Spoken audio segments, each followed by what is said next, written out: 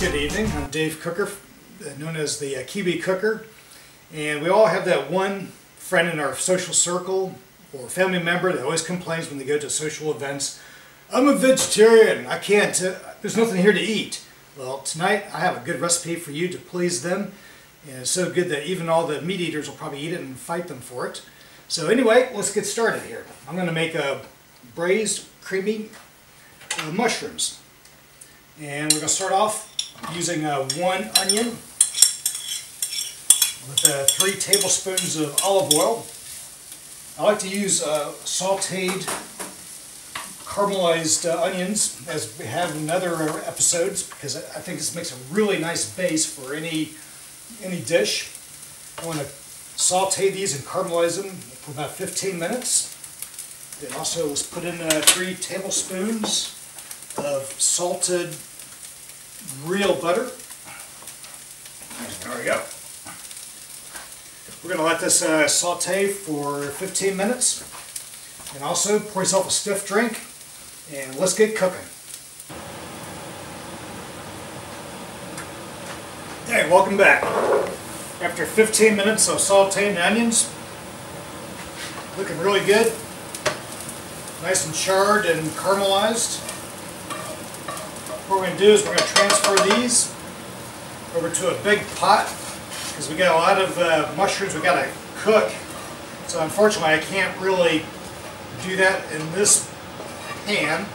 We're going to cook 1 kilogram of mushrooms. And I got 2 types of mushrooms. We got the white button and we got portobello. You know, white mushrooms have nice texture, but they really don't have a lot of taste. The portobello, you know, they're kind of mushy, but they have a nice taste. So I use less of these than I do these, because I like more of the crunch from the braise. So I'll add these in. And also I probably should talk about how I cut the mushrooms.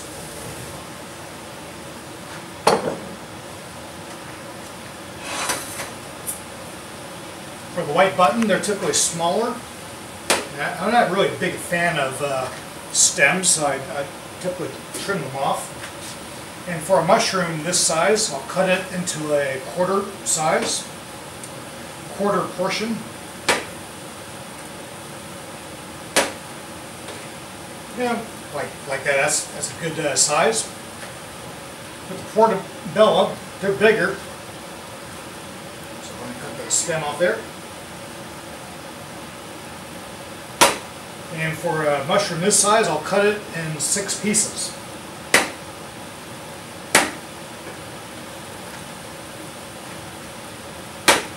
That way they're all the same size and they all will cook uniformly. Also, we've got to add sauce now. I have 1 level tablespoon of Italian spices, a little bit of salt, a little bit of black pepper. I have a ½ cup of cream, ½ cup of chicken stock, because I really don't want to put beef in here because I don't want to overwhelm the mushrooms. The mushrooms tend to have more of a delicate taste or flavor. Then also 1/3 cup of sherry. Sherry adds a nice little background taste. And we got a few extra spices in here, we don't want to waste that.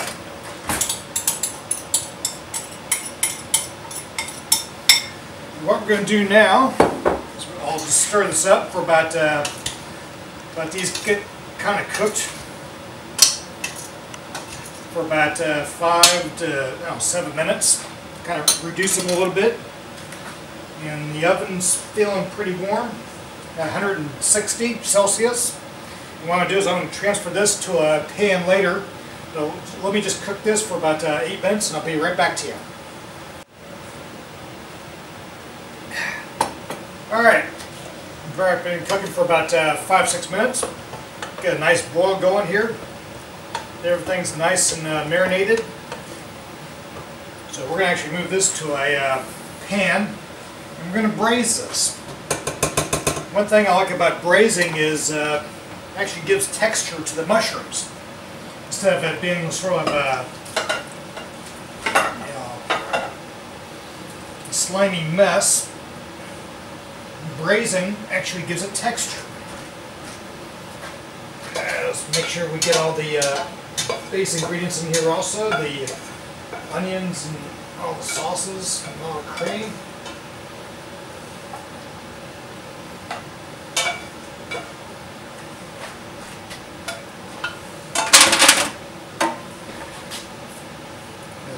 It's nice and cooked now, but now we're actually going to put it in the oven at 160 for about 30 minutes. And it's going to get really nice and toasty.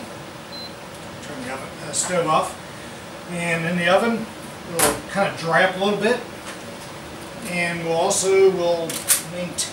check the salt.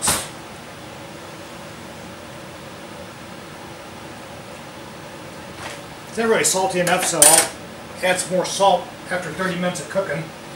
And then you never know with mushrooms the moisture content of a mushroom. And it can have a lot or it can have a little. So you never really put in a lot of corn flour until the end, because you really can't tell what it's going to do here. I can tell you right now, I'm probably going to use about 1 tablespoon of corn flour at the end, maybe a little bit more because it is quite soupy. But we'll find out in about 30 minutes. So I'm going to put it in the oven. Sorry about that, wasn't really prepared.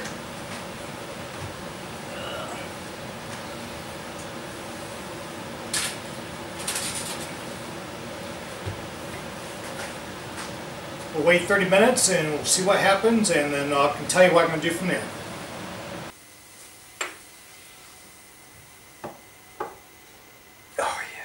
Good stuff, good stuff. Alright, we've been cooking for 30 minutes. And let's try and investigate what's going on with the mushrooms. Oh, nice and charred. But they do seem a little soupy here.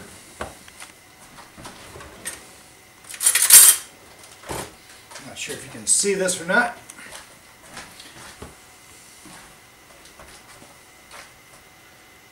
Yeah, they are a bit soupy, so I'm going to add a lot of corn flour. These mushrooms are quite moist.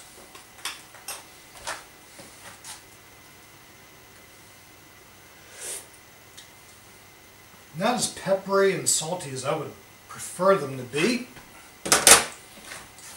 First I'm going to mix a little bit of corn flour. Corn flour is always very good at making things congeal and thicken up. And just add a little bit of Himalayan salt.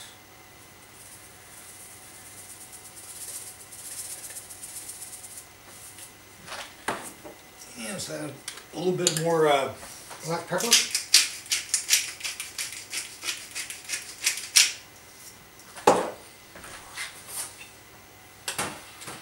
And judging by how soupy this has become, because the mushrooms must have been really moist, like I said before, you can't really tell from the mushrooms when you buy them how wet or dry they are.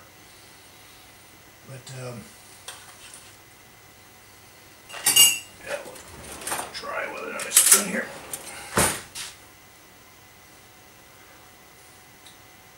Much better, getting close. And these guys are really wet, so I think I'm going to put these in for another about 8 minutes. And those 8 minutes are pretty valuable because they'll make the juice dry up. It'll make things thicken up. and we'll get a nice browner sauce on those mushrooms. So come back in 8 minutes and we'll see how it works out. Alright, after 8 minutes, let's see what this the mushrooms look like.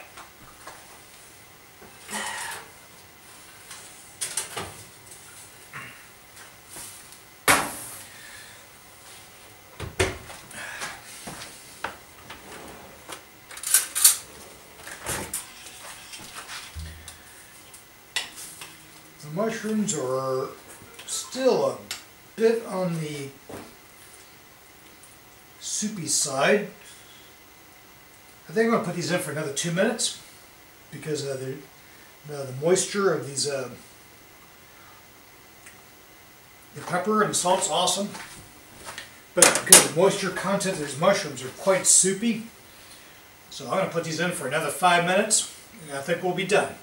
So that's just one thing about cooking, is you never really know all the variables of cooking.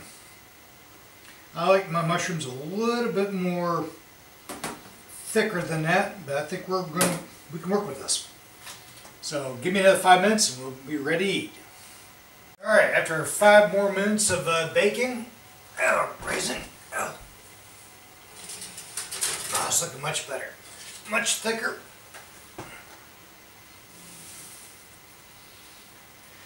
Oh, smells good.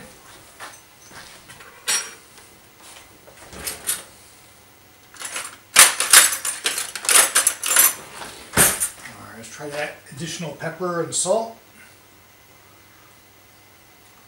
Oh, perfect. So now, I like my braised creamy mushrooms over toast. You can put over polenta, whatever you want, mashed potatoes.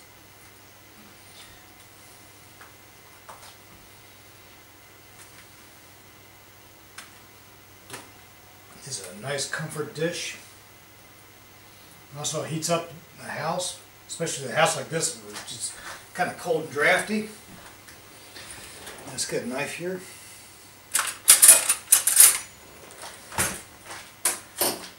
Oh, you just feel the mushroom is not too hard, not too crunchy.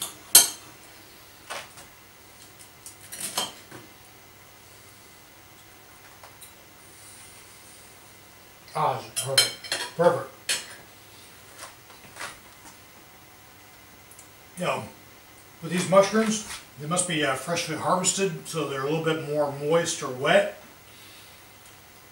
That's a good thing about you know, monitoring your food, because just in case something isn't dry or whatever, you just have to keep monitoring it and make sure that you can check the texture and the consistency of it. And anyway, if you can't make your vegetarian friend or family member happy after this, just tell them, hey, take a bus home. You know, you won't be happy here, but I think that you're going to be very happy with this kind of recipe. So that's it for today. And anyway, next week we're going to make horrible weather ribs, and we're going to make a potato bake. So I have a friend of mine in Rotorua who loves ribs, even though we can't make the 5-hour smoked ribs on a nice spring day. We'll have to wait a few weeks for that. Well, anyway, I can show him how to make ribs, you know, in the pot, in the oven, and it's a good substitute until the weather actually becomes nicer. So until then, see you later.